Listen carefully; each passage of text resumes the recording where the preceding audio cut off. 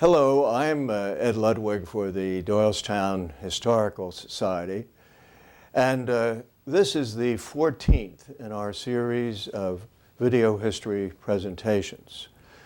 For the historical record, it's June of 2004, and I'm in the office of our guest at 60 East Court Street in Doylestown, directly across the street from the courthouse, or should I say, the current courthouse. And our society is delighted to present this interview entitled William H. Eastburn, III, Esquire, a lawyer for all seasons. He strives to make the world a better place. As you'll hear, William Eastburn, Bill to his friends, has had in this day and age a most unusual career and unusual life. He and his wife have been married and lived in Doylestown for over 40 years. He's been with the same law firm in Doylestown, of which he's a managing partner and CEO for over 40 years.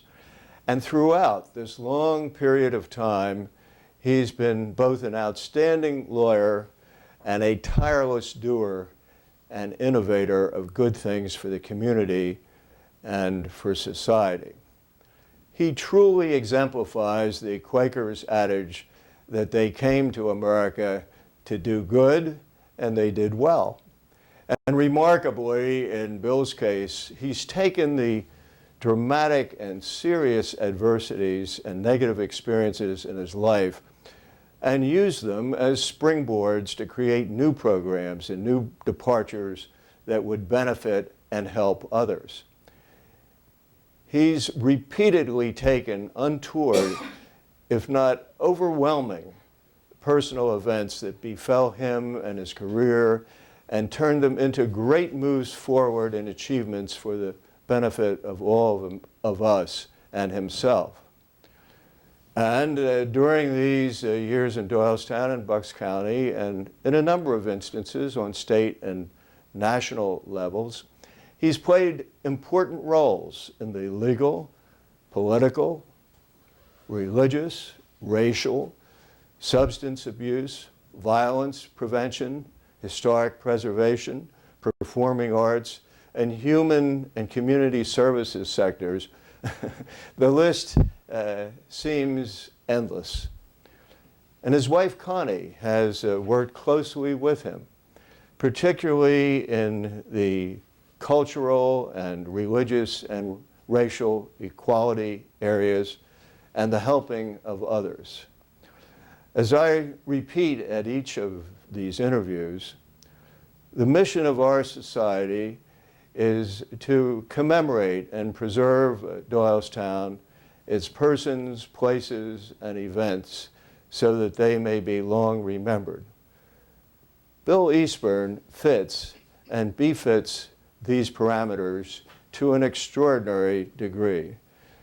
And he has many recollections to share with us of Doylestown in the last half of the 20th century. Our society thanks him for doing this interview and commends him and his wife for their many good works.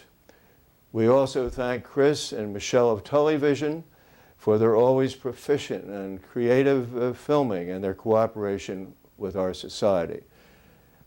And now, William H. Eastburn, III, Esquire, a lawyer for all seasons. Well, Bill, this is a distinct pleasure for me. Of course, judges are used to examining lawyers, but I'm not going to be too rough on you. You're not going to hold me in contempt or anything well, like that. That remains to be seen. In these interviews, we always spend a few minutes at the outset going over vital statistics. So would you please tell us where you were born and grew up and went to school, about your family, when you were married, your children, what they're doing now?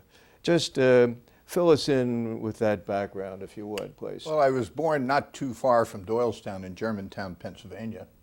And then for a number of years until about 6th grade, I lived in Wayne, Pennsylvania on the main line.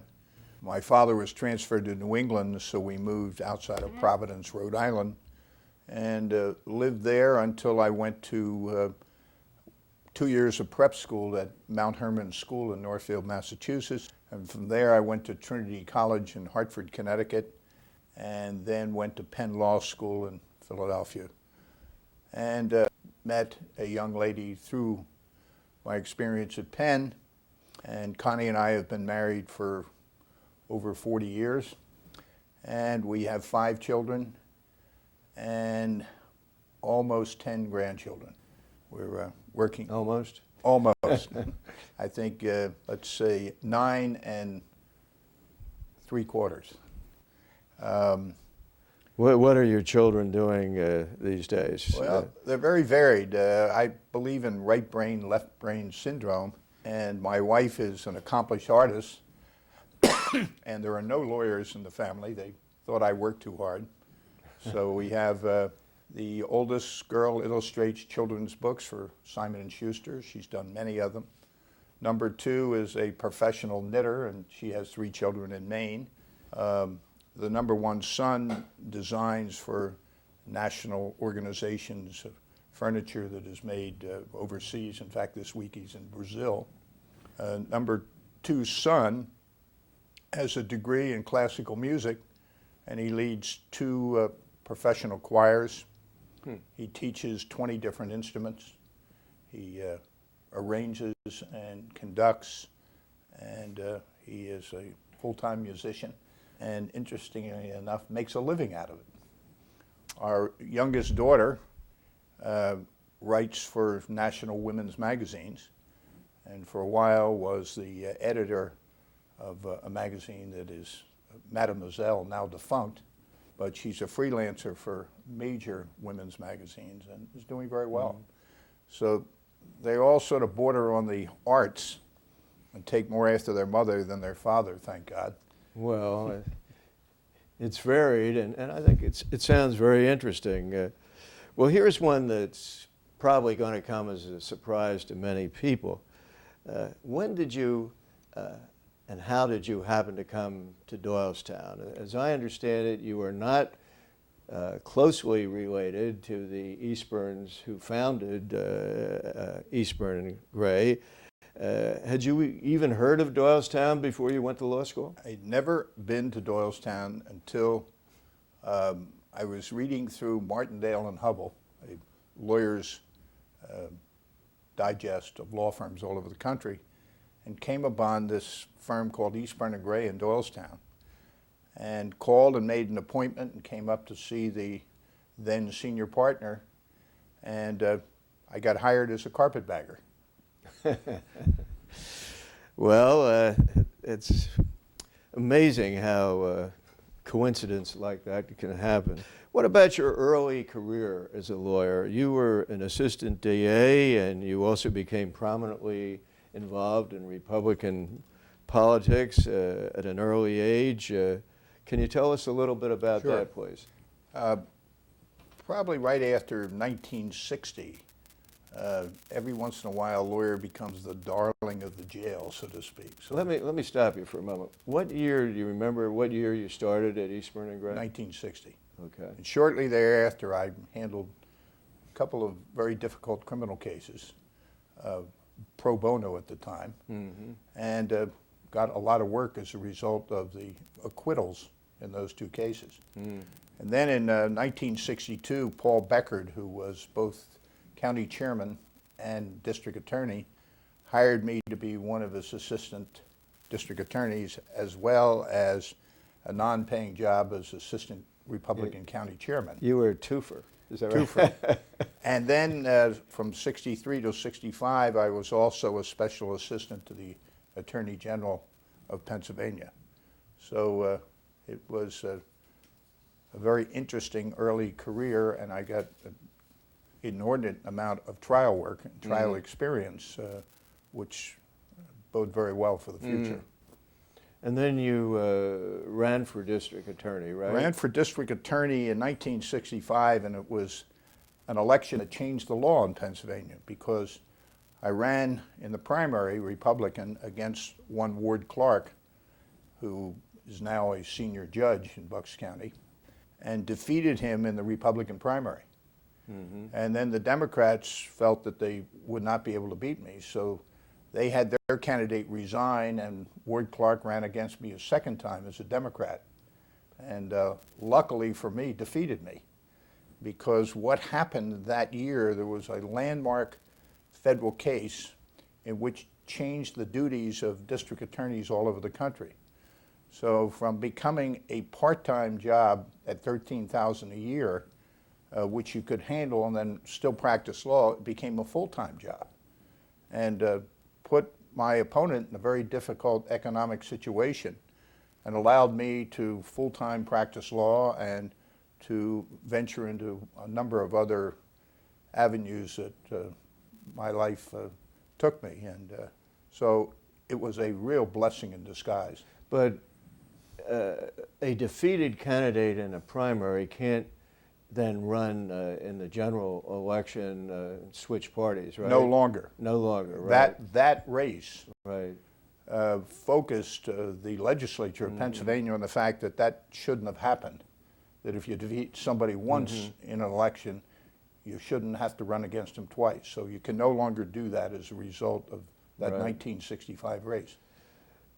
Well, I know you put a great deal into that election. How did that defeat affect you? You were telling us that it had a really big effect on your life. Well, we had 3 very young children. My wife would campaign with me with baby carriages, and we went all over the county shaking hands and worked very hard at the race.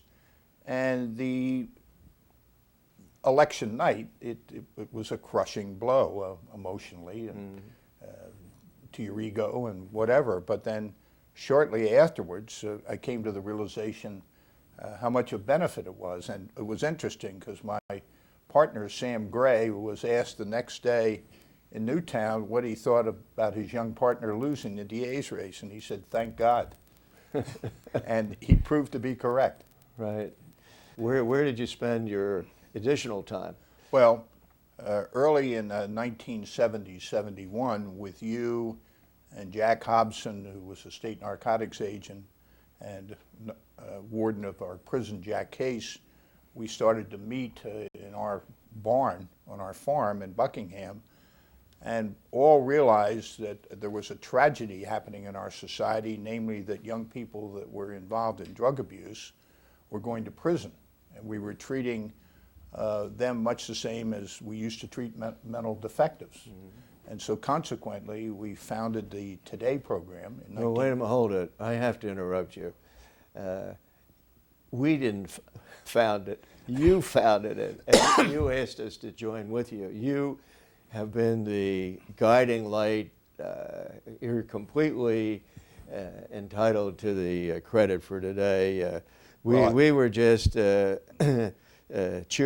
But well, go ahead. You were great cheerleaders, and without those cheerleaders, it wouldn't have gotten done. But as a consequence, we opened our doors in 1971 in a county park facility that had been the old mental health wood school.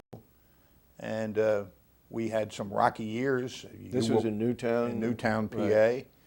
But as we sit here today, there is a staff of over 100 people. There are programs too numerous to mention, and we have treated over 16,000 young people, many of who have really straightened their lives out, and we have a staff of over 100 employees. You know, it's amazing to have a social service agency like that in existence for, what, almost 35 years. Can you give us just an example of a case or experience of someone who you were able to help today? Well, I can remember a young man named Kent. His family lived in Doylestown Borough. They were quite affluent. His father and mother were very successful people, but they came to me having realization that he was both dealing and using particularly hallucinogenics, methamphetamine, things of that nature. So we did something at that time that you could do, but you could no longer get away with. The parents had him arrested as a result of tapping their own phone and intercepting messages where he was making drug deals in the local high school. And Bill Ford, who was head of the juvenile office, and on our board, and Jack Case, and we put our heads together and felt that the only way we could save this boy's life was to give him a lesson that he would never forget. So we had him put in the juvenile wing of the Bucks County Jail for 30 days. And then I went down to see him, and he was a very angry young man, particularly at me. And I said, well, I don't represent you, I represent your parents. And so he said, how do I get out of here? And I said, if you go into the Today program and get your act together, you'll get out of here. And that's what we did with him. About 5 years later, I'm at a Christmas Eve service at the local Episcopalian church, and I saw him walk up the aisle, and I stood up, very emotional event in my life, and he hugged me and said, you saved my life.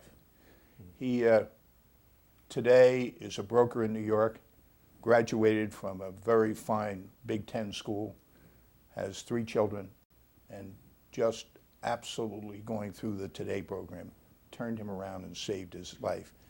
You only have to have that happen once in a lifetime to say it was all worthwhile. Well, you've had it happen Many more times. than once, right? Right. I can vividly remember, Bill, as a judge, that heroin, which had been such a horrible problem in the ghettos in the inner cities, suddenly swept into Bucks County. It was just taking over our youngsters. Exactly. It was horrible. And it took the prison population and made about 70% of the people there drug-related events. So it was absolutely certain to you and I and the warden of the prison and other people, there had to be an alternative to incarceration. And that's really how Today became so. And you've been with Today ever since, I'm right? still chairman of the board, Right. and was president for a few years. But You know, before we go ahead, let's talk a little bit about your recollections of Doylestown, both when you first came here and comparing that with your observations now. In other words, from a historical perspective, what are your thoughts about the town and this area in the past almost 50 years? And to begin with, when you first came here, where did you go to live? I lived in a converted chicken coop with my wife and young daughter in Carversville. Right. And literally it had been a chicken coop. And then in 1960-61, we bought an old broken down farmhouse that hadn't been lived in years, and restored that with very little money. I remember I even had to borrow the down payment. It was a wonderful acquisition, and we raised all our children there, and we still live at Happiness Farm. I think the thing that amazed me about Doylestown was the fact, through leadership of Joe Kenny and a friend of his, Frank Shelley, right. they marshaled the private sector to literally rebuild and restore the core area of the borough.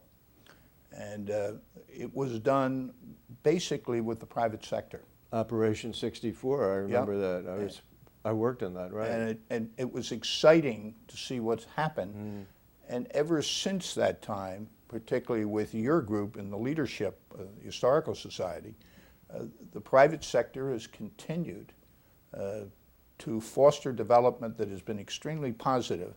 And all you need to do is go to the county seat adjacent to us, Montgomery County, a very affluent county, and Norristown has disintegrated around their very existence. And Doylestown, I think, is a jewel and a gem because of people like the gentleman that I mentioned and your Historical Society taking a leadership role. It's a marvel. My wife and I have invested in a number of properties in the borough because it is a wonderful investment. Well, there are many good people in Doylestown who have really put their heart and soul into it. How about from the legal perspective in Bucks County. Can you tell us a little bit about the history of your law firm, Eastburn and Gray? And then I know you became involved in all kinds of county and state bar association matters and programs, and with judicial selection, and you started a program to mediate the breakups of law firms, which had become much more prevalent. Tell us, if you could, and speak about your recollection of this area. Well, to start with, when I came to Doylestown from Penn Law School, Eastburn and Gray had 5 lawyers. Today we have 28, and we have an office in Bluebell as well as Doylestown. Happened to be the oldest and largest law firm in the county, founded initially by Hugh B. Eastburn in 1877, and been continually practicing law since that time. My recollections of early practice in the 60s was we had a wonderful opportunity, and that was every lunchtime the judges would meet at a local restaurant, and the young lawyers could sit around the table and learn a great deal from particularly Judge Beester, the father, Ed Satterthwaite, and people like that were willing to be our teachers in a very unique way over a meal. And anyone that was in Doylestown and didn't take advantage of that was really missing something. I remember I was at one of those luncheons when, at that time, old Arthur Eastburn, who had retired, came and joined us. Delightful fellow, and the waitress came over and he said, "I'll have a double martini. Will anybody join me?" And of course the judges frowned terribly. Well, the other wonderful thing about Arthur Eastburn, he had been 3 times district attorney back in the 30s, and there were a number of murders because there were illegal stills from Prohibition in the county. Right. So he had sent a number of people to the death penalty. Well, Judge Beester had been an assistant district attorney in Bucks County. And Arthur, by this time, is in his late 80s, and he was threatening to write a book. And some of the judges were very concerned as to what he would say in his book. And to their great benefit, he never finished his book. What about your activities with the bar associations and judicial selection? Well, I was fortunate enough to be elected in 1976, 77 as president of the Bucks County Bar. And from there, I went the next year to be president of the Conference of Delaware Valley Bar Officers, which was the 5 surrounding counties. Right. And then in 1982 was elected to the House of Delegates of the Pennsylvania Bar, and I still serve in the House of Delegates representing Bucks County. From 1988 to 91, I was on the Board of Governors of the Pennsylvania Bar, representing southeastern Pennsylvania. I was appointed by 2 governors, Milton Schaap in 77 and Bob Casey in 90, oddly enough both Democrats and I'm a Republican, to be on the Trial Court Nomination Commission to pick the best possible candidates to run for the county Common Pleas bench. And that was a very interesting experience to be able to interview the top lawyers and make recommendations to the sitting governor. And he followed our recommendations, so that we took that very, very seriously. And from then, I've been involved in helping to run a number of judicial campaigns for retention or election, and particularly when they were very controversial, and the bar and a number of us felt that there was an outstanding candidate being opposed by somebody not as outstanding. Right. So we stood up and were counted, and we won in every instance.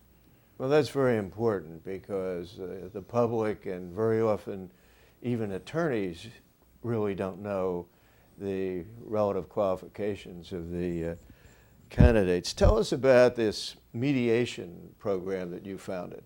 Well, I was asked by President of the Bar Association, the Pennsylvania Bar, to head a mediation and arbitration panel. And I said, well, first of all, I better find out what it's all about, and then realized that there wasn't a lot of direction. So suggested to the committee that we create the mediation and arbitration of the breakup of law firms. Up till, I would say, the 70s, most people practiced in the same firm their entire career. But then we saw a number of people breaking up law firms, going elsewhere, litigation.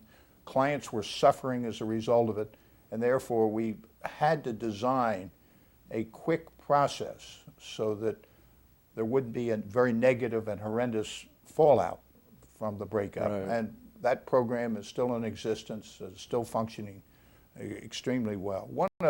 One of the things I've enjoyed the most, for 3 years I was president of the Pennsylvania Bar Foundation, which is the charitable wing of the Pennsylvania Bar, which raises money for pro bono legal services, which are sorely needed. And I'm still on the board of the foundation. You know, the breakup of law firms, that phenomenon that started in the 70s, almost paralleled the breakup of marriages and families in our society. And of course, mediation has been used very successfully in that area as well. Well, aside from today, and by the way, today stands for? Treatment of Drugs Among Youth. Right, and how did you get that One name? of my then law clerks, now partner, John Van Leuveney, when he heard we were putting this group together, at lunchtime he was writing down words and initials and whatever, and he walked in and he said, here's the name of your new group. And that's how it got its name. Well, you've taken a considerable interest in human services and public health. Tell us some of the other areas that you've been involved in, and also, again, from a historical viewpoint, how has human services, how has that area grown and changed in Doylestown since the 60s, would you say? It's changed all over the country in that human services used to be delivered by churches, ad hoc groups, and all of a sudden human services became the biggest budget item for particularly the county commissioners. And shortly after I was president of the Bar Association, I went to the then county commissioners and I said, you know, we really need to study human service delivery system in Bucks County, and we need to support those groups that are doing a good job. We need to close those that are really not doing the job and are skimming money off to the detriment of our society. So the commissioners agreed, and we formed a blue ribbon panel that would meet at 7:30 in the morning once a week for well over a year, and we came up with an action report to redesign the whole system. And that happened, and it was exciting, because most of the people that were being served were really voiceless. Single mothers, children, you name it, minorities. And by this effort, we were able to give them a very humane delivery system of human services. There was an AIDS program that you started, wasn't there? Yes, in 1987, my entire family, we were down in Mexico on a vacation. And this must have been divine guidance, because there was one seat at the table, and this young man asked if he could join us. And it turned out he was working for the Centers for Disease Control in Atlanta on the AIDS project, of which we knew absolutely nothing. And he started to tell us, and then we had virtually every meal with him. And I said, what I'm hearing is that the only answer at this time, in late 87, is education. He said, you're absolutely right. We have no other answer at this point. So I said, if I go back to Bucks County, a very affluent community, and put a group together, will you help us? And he said, without question. So we formed a group of about 20-some people, And at that point, the Surgeon General of the United States was a Philadelphia surgeon, Dr. Koop. And we decided that we wanted to have the first heterosexual AIDS symposium in the country. There had not been heterosexual. Right. There had not been one. We called our then Congressman, Peter Kosmeyer, and told him what we wanted to do. In an hour, he called back and he said, Koop is coming in 3 weeks. So we had 3 weeks to put together the entire event. We packed Delaware Valley College. We had over 1,000 people there, and we could have had 3,000. There just wasn't enough room. And it was a great educational experience, and he took wonderful leadership in the whole issue. And we involved a number of the different segments of the community, the gay population, you name it, and built this organization from scratch and raised some money with the commitment that as soon as government stepped up to the batter's box to do something about AIDS education, we would go out of business. And we stuck to that commitment, and we were in business for about 3 years until the government got up to snuff, and it became a major health department issue. But I think we brought an awareness to the community, particularly the New Hope area, and people treated each other very decently. I remember just 1 or 2 events, but a real estate office called me and said, we have a gay partner who has AIDS. And I gave him some ways to handle the situation, and they became his support mechanism and stuck with him until he died. Yeah, that was a terrible time. Yeah, and we saw it in our community. Right. Well, one morning when you came to work, you had what might be called a traumatic experience. That's putting it mildly. Okay. What happened? In July of 1993, I had just left a men's Bible study at my farm, did not realize that I was being stalked by a young woman who I had tried to help get mental health treatment because her father, who had been a client of mine and a lawyer, I might add, asked me to help her, and I recommended that he have her committed because of what he had told me. An involuntary commitment. Correct. Right. He unfortunately went home and told her that I suggested that. She stole his VCR and his TV and hocked them and bought a gun and took a lesson and then stalked me because she felt that if she eradicated me, that then she wouldn't have to get treatment. Well, the amazing aspect is, as a result of what she did, she's still in treatment. But what she did was pull in behind my car as I was coming into work at 8:30 in the morning and asked me, pointed a gun at me and asked me what I was going to do about her mental health problems.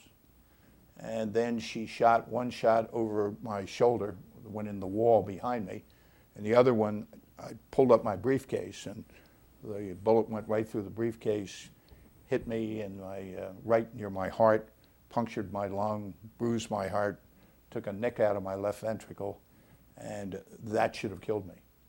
It was within such a close... A human hair of killing me. Right. And I remember the 3 things that went through my mind. The first thing I did was identify her because I knew the dying declaration of a victim is admissible in her trial. And so I acted like a former DA. And the second thing I did was I said, tell Connie I love her. I was acting like a husband, and that has paid dividends. And the third thing I started to do was pray. And the minute I started to pray, all the fear and anxiety and pain went away. And after 3.5 hours of surgery, when they had told my wife that I had a 60% chance of not making it, the doctor walked out, looked at her and said, it's a miracle. He's going to be perfectly all right. You were airlifted to... University of Pennsylvania. And I was on the operating table within an hour of being shot. And because of just outstanding medicine and surgery, I was out of the hospital in 6 days. Wow. That experience, that really helped change your life as well. Oh, absolutely. I mean, you immediately realize that your life's been given back to you. So then you have to figure out what you need to do with your life, because you now have a renewed gift from God. And so one of the early things I did, I got together with my surgeon, Dr. Bill Schwab, and we formed the Voice of Reason to try to bring sensible gun control to our society. From that, a study program at the University of Pennsylvania Medical School started, Right. and is still going strong, called FICAP. Right. And I was asked by the county commissioners and the president judge to head a violence prevention task force for the county. And we had over 300 people work on that task force. For a year, we came up with an action report, and then we had an implementation committee for 2 years thereafter, and came up with an entire action plan to prevent violence in Bucks County, and it's really paid dividends. And you're involved with FICAP, the Firearm Injury Center at Penn now, Correct, aren't as you are, we both are. Right. And Well, you get me involved in these things. well, you're a willing participant, I might Okay. add. You've gotten me involved in a few things too. So You and Connie also got to know the Archbishop, didn't you? Archbishop Bevilacqua. Yes. And then after that, you went to his cardinalization, if that's the right word. And, well, if it isn't, it sounds great. The answer is yes. Very interesting. Please tell us about that. Well, I was representing at the time Our Lady of Częstochowa, the Polish shrine, and one of the priests there was a very good personal friend, and he was celebrating his 25th anniversary as a priest. His entire family lived in Poland, and he asked Connie and I if we would substitute for his family and go down to the Cathedral St. Peter and Paul. We did. We met the cardinal at the reception, and we immediately hit it off. Connie and I were chairing. He was the Archbishop then, He right? was then the Archbishop, Bevilacqua. And we were chairing at that time the Pennsylvania Bar annual meeting in Philadelphia. And I knew he was an expert on First Amendment church and state rights. He's a lawyer, isn't he? He's a lawyer. He was an immigration lawyer for the Diocese of Brooklyn. Went to St. John's Law School. So I asked him if he would participate in a very high-level panel on First Amendment church and state rights, and with Judge Leon Higginbotham and some eminently qualified people on the subject, which he said he would do if we would buy him lunch at the Four Seasons a couple of times, which we did, and we became very good friends. Well, then I read in the newspaper that he was about to become a cardinal. He was changing his hat from pink to red. So I wrote him a note, and I said, Connie and I are delighted you're changing the color of your hat, but we're concerned that the Philadelphia Phillies will trade you to the St. Louis Cardinals. Now, being a Protestant, I could get away with that. Probably wouldn't have done it if I was Roman Catholic. The next thing I know, we get a gold-plated invitation to go with the official party to Rome when he is cardinalized. Right. And we spent 7 absolutely wonderful days in Rome. But I kept running into a diminutive little bishop who was the first Native American Catholic bishop from Gallup, New Mexico. And couldn't understand why I was running into him. But I do remember as we're flying across the Atlantic, I turned to Connie and I said, we're going to Rome for an entirely different reason, and we don't know why. And I think she thought I was a little kooky at that time. Well, it became very clear why we're in Rome, because the bishop told us that he had the largest and poorest diocese in the United States, in Gallup, New Mexico, and part of Arizona. He had 7 Native American tribes, and he had lost 17 men the year before that froze to death without blankets. So we were so awestruck at that we came home, and Connie and I founded Americans for Native Americans with then Monsignor Raymond Teller. Of the, What year was this? that would have been 1991. And that organization is still going strong. We aid 7 Native American tribes in the Southwest and the Four Corners area. Our first effort was to send 2.5 tons of blankets. Since then, we've got the military involved in building housing and roads. We send 40 medical students a year from the University of Pennsylvania. How many times have you been there? I go twice a year for meetings. We brought 2 groups of nurses in training to Doylestown Hospital. One group was Zuni and the other were Navajo. And we've had a wonderful result with those Native American nurses in training, because it used to be that about 2 out of 10 made it. By unique mentoring and training and bringing them here and helping them, we have graduated 8 out of 10. So that's a model that can well be used for the country. And you and Connie have an annual fundraiser. Garden party. And you must raise a huge amount of Well, money. we raise, and Connie does a great deal of the work, but we raise about $40,000 in 3 hours. And last year was just banner. I don't know if we can ever top it, but we honored the memory of Lori Pistowa, who's a Hopi Indian, and she had been killed in Iraq. She was the roommate of Jessica Lynch, who's gotten a lot of notoriety. Was she the first woman? First Native American woman killed in the history of foreign warfare. And her mother and 3-year-old child came in. The Department of Defense sent one of their directors, and the Department of the Army sent a general. And mother got up to speak, and there was not a dry eye. It was amazing. The year before, we had the head of the Navajo Code Talkers, and that group helped to win the Second World War in the Battle of the Pacific by using a Navajo code that nobody ever broke. So I don't know how we topped that, but they were 2 banner years. You and Connie have worked very, very closely together in a number of fields, cultural, religious. I know that you both spoken from church pulpits together very often. You've been active in historical preservation together. Tell us how that happens and what you do. Well, in all fairness to Connie, I often come up with the ideas, and she then comes up with the execution. So she really has the hard work. But we did for a number of years a series on marriage and the family from pulpits across the state. We both started interdenominational Bible studies, and I have a men's group that meets every Thursday morning from 7 to 8 called the Dawn Patrol, and we're still going strong, and there are 30 men that regularly show up for that 1-hour session. Totally non-denominational. We have Christians, we have Jews, we have Protestants and Catholics, and the amazing thing out of that, a couple of men have said to me, I never had a friend until I came to this group, and I didn't realize how lonely some men are. Women tend to be able to make friendships easier than men, but this has been a port in the storm for a number of men. So I'm glad it's still going strong.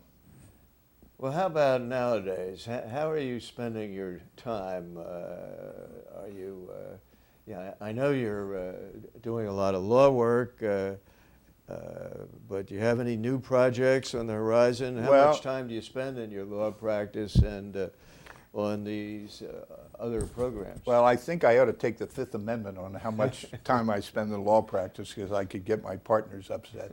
But I do spend a great deal of time on charitable work, still doing that. I was involved with a wonderful startup of First Service Bank for about 7 years until we sold that to National Penn. Was very enriching. I'm very involved, as Connie, with the Heritage Conservancy, and I've gotten the Conservancy into something entirely new, which can be, I think, a model for the country, in which instead of restoring and preserving beautiful open space and farmland, we are now working in a weed and seed program with Congressman Jim Greenwood. We've joined forces. Weed is to weed out crime, and seed is to seed a community and rebuild it. And we've taken the worst ghetto in Bucks County. We are going to restore that in every way possible, not just physically, because if you just rebuild a community that is a ghetto, it will come apart right before your eyes. But we're creating job opportunities, cultural opportunities, working with the churches, doing it every which way. And what we're doing is chronicling all of this so it can be a national model.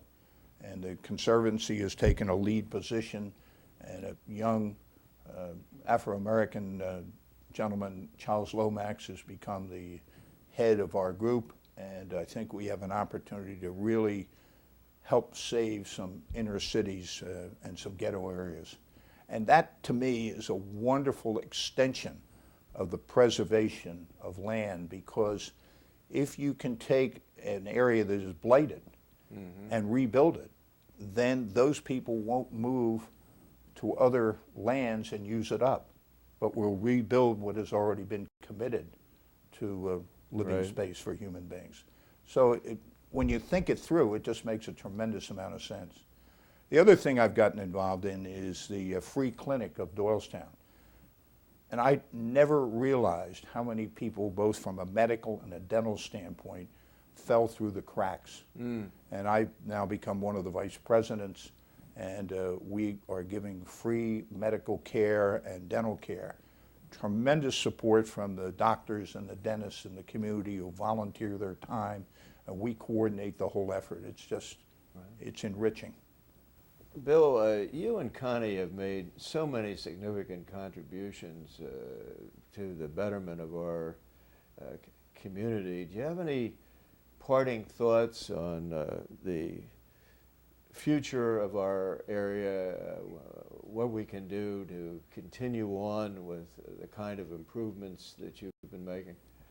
Well, I think first of all, it's extremely important, and if anyone learns a lesson from what you and I are talking today, it's important to put it back.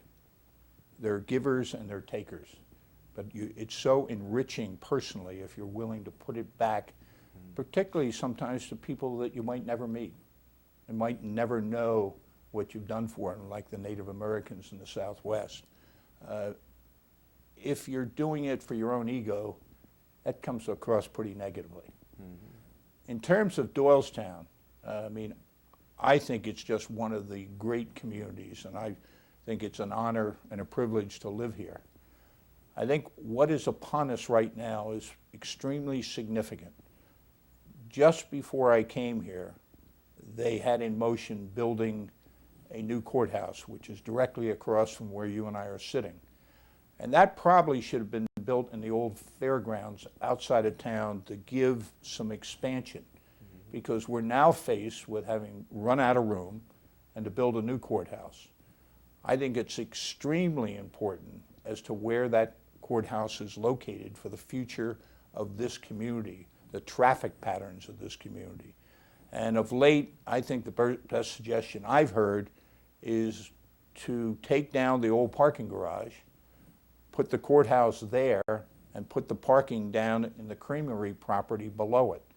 I think there were potentially some other great sites, but I think unfortunately we passed by them and they're not going to happen. This seems to me a far better choice than ripping down a part of Main Street and making it a really congested area. And frankly, I own some properties around here, and I might be speaking against my own interest in terms of keeping it right on the top of the hill, but I don't think that's the best use of the core of Doylestown and the best way to do it.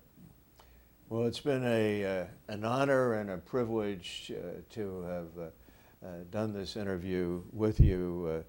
On behalf of the Society, our many, many thanks. Thank you. It was my pleasure.